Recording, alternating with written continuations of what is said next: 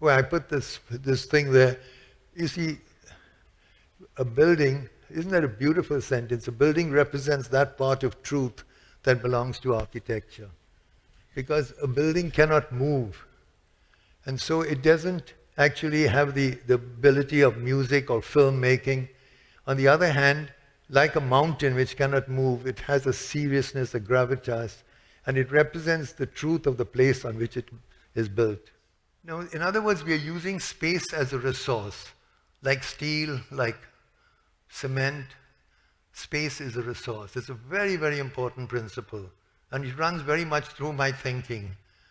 For instance, this is in China, that as soon as you bring the densities down, this is a rural, small town in China, and it happens in India and everywhere in the world. It's wonderful the way it, and here I tried to find out the ways, a system of spaces, of open spaces. This is a courtyard. The family has one room, but this is the second room, the courtyard, because they can use it. You double their accommodation if you give them a terrace or a courtyard which is open to sky, then the threshold, and then etc. I won't go into that.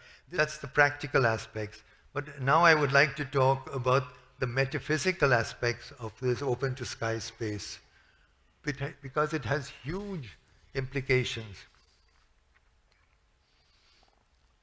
This is a scene we all know. This is in Africa, but under the village tree. People sitting.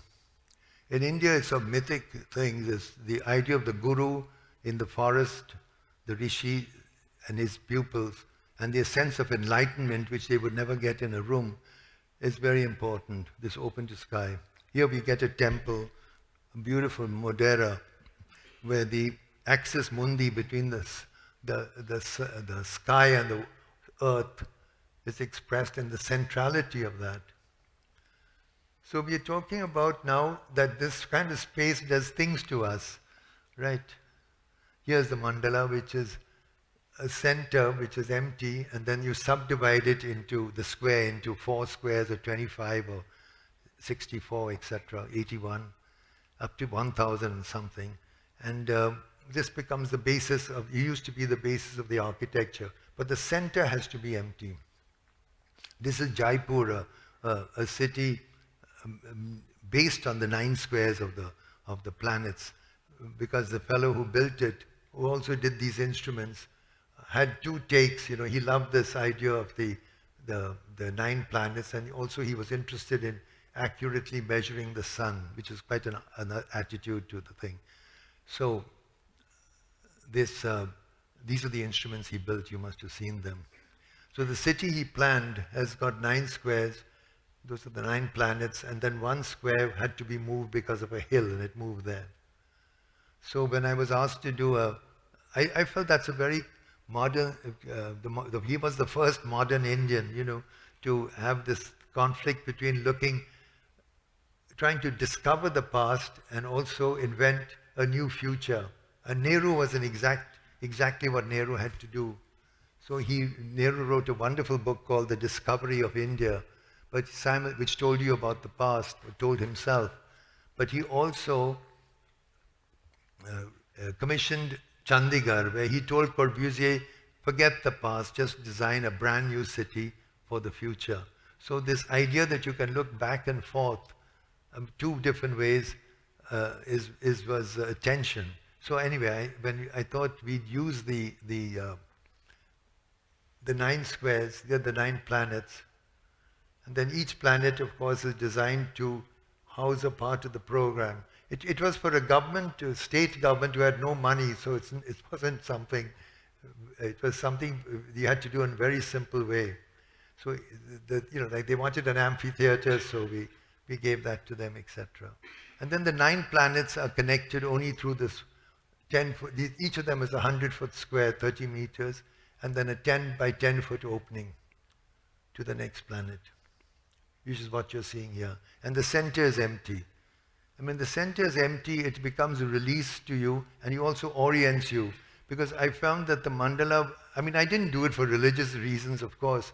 It was just because I saw it had another way of using space, which gave it a completely different quality, which interested me. That's the center which is empty. That's just finishing construction. This is the entrance. These paintings were done. This is the cosmograph of the giant cosmograph. These were all hand painted by traditional artists, and then the symbols of the planet were cast in the stone and stuff, and marble. This is the size of a man. This is the Lord Krishna, who was one of the mythic figures of that particular planet, etc. So this was a model of the cosmos, and based on the contemporary building, based on the oldest ideas. And here we had a client who wanted a library and an auditorium and some offices. But when we started to discuss this, we thought that why don't we try and show something of what the British brought to India. And then if you do that, you have to show the other layers, which is India, because India is a wonderful kind of palimpsest of many, many layers of things all coexisting. And so that's what we did. And then it became a much more exciting building, because we were trying to express something, architecture as a metaphor, in other words, to express some other truth. So if you look right through to the rear of the building, of the whole site, you can see there, that's how the site is organized, with the different belief systems as layers going through. This is the end one, which is the oldest myths of Hinduism, which is the descent of the Ganga from the head of Shiva. This was done by Stephen Cox, I think. And that is the Bindu, which is the source of all energy. Then comes the layer which is Islam, which is the Garden of Paradise, etc. Layered. And then the entrance one, which is what the Europeans, that is the British and all brought.